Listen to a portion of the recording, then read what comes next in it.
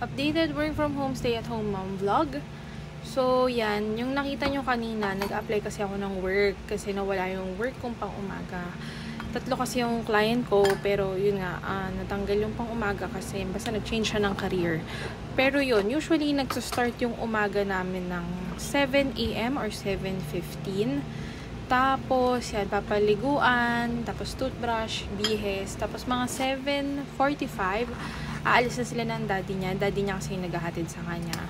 Then yan, habang wala siya, si Sevis, yung anak ko dito sa bahay, nag-breakfast na ako kasi pag dumating na siya, syempre, puro ano na ako noon, alaga na ako sa kanya, tapos work na ako.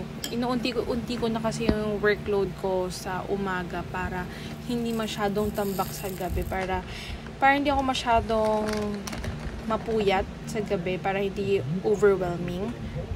So, yan, yung breakfast ko, mini-make sure ko na yung breakfast ko talagang, alam mo yun, satisfying. Kasi, parang yan rin yung self-care ko. And, of course, ayan, take ng vitamins. And then, magpo-proceed na ako sa linis ng bahay. So, itong nangyayari na to, 8 AM to 10:30 AM.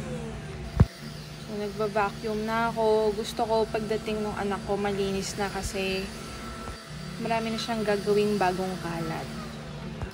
And hindi ako nakakapag-work pag madumi talaga yung paligid ko. Parang sobrang hindi talaga ako makakonsentrate. So, kailangan talagang order yung paligid ko bago ako makapag-start mag-work. So, usually, every other day yung laba ko. Then, every 2 weeks, nagpapalit ako ng bedsheet. Then yun, everyday mini-make sure ko din na nagpupunas ako ng sahig kasi parang, alam mo yun, pag may bata kasi ang bilis talaga lumagkit ng bahay. Kasi hinayaan ko talaga siya maglaro, like, kung may gusto niya mag-arts, yung mga glue, yung mga slime, ganyan. Hinayaan ko siya. Ayoko kasi saway ng saway, napapagod ako. Pag mami ka, parang, ang dami talagang nasa workload ng isip mo, no? Parang, kahit nasa bahay ka lang, super busy. So, ito, nag-aayos na ako kasi magsusundo na ako kay Sevi. And then, usually, mini-make sure kung bago ko lumabas ng bahay, medyo ayos ako. Kasi, minsan nag-e-errands ako, nag-grocery, nagbabangko pag nagsusundo kay Sev.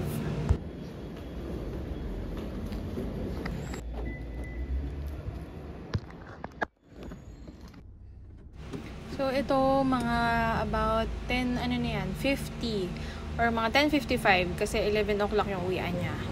So, yan, nasundo ko na siya. Hilig mag-snack.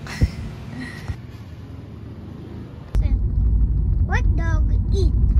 Meat-eater bones. Bones. Galing. Kaya ako may stars. Yeah. What are the subjects for today? What did you learn? Math, science. Then, nagpagas muna, tapos nag-bank. Yan, ang tagal ng pila sa bank, so tambay muna kami. Then, usually yan, before 2 o'clock gusto ko na sa bahay na ako kasi 2 o'clock yung nap time ni Seb. Then, ito naman yung lunch niya. Sebi, wag na maglaro!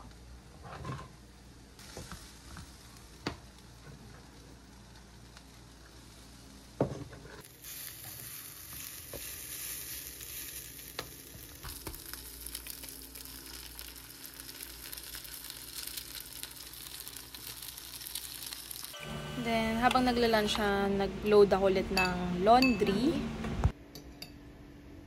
And, konting tambay lang. Tapos, gawa kami ng homework. Then, yan, 2 PM, natutulog siya. Usually, 2 PM to 3:30 yan. Then, habang natutulog siya, yan, magkakain na ako ng lunch ko. Usually, nakakapag-lunch ako 2 o'clock or 2:30 na. Kasi heavy naman yung breakfast ko. Then, tapos na yung labada ko.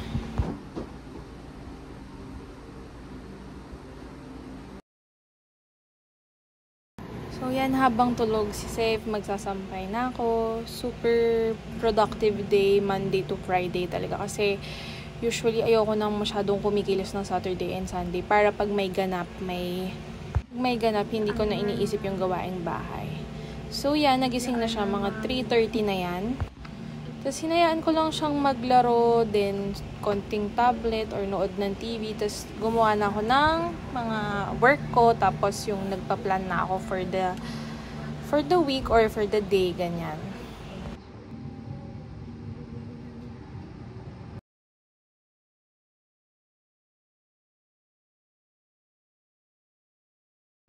Then madalas 5 PM may laro talaga yung mga friends ng anak ko sa taas. So naisip nila mag-swimming today. Then yun, naisip ko sumama na rin mag-swimming kasi yun nga sobrang init ng panahon. Yun, enjoy naman. Parang break time ko na rin sa gawaing bahay and work.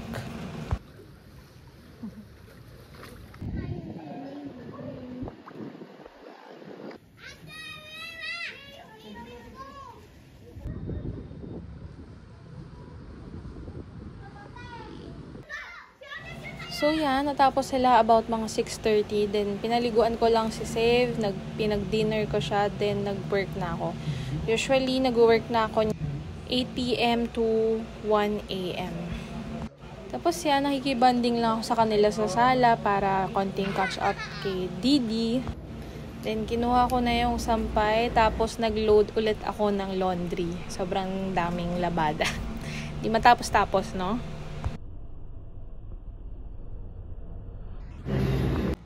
Tapos yan, nag-work ako while nakikipag-bonding kay Save. Pero usually natutulog na siya ng 11 PM. Tapos yan, nagsampay na ako, then work na ako hanggang 1 AM. Tapos gising na ulit ng 7 AM kinabukasan.